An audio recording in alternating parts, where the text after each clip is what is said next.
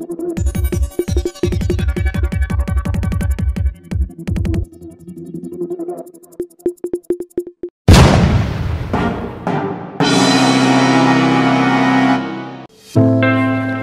बातमीचे प्रायोजक आहे vision academy.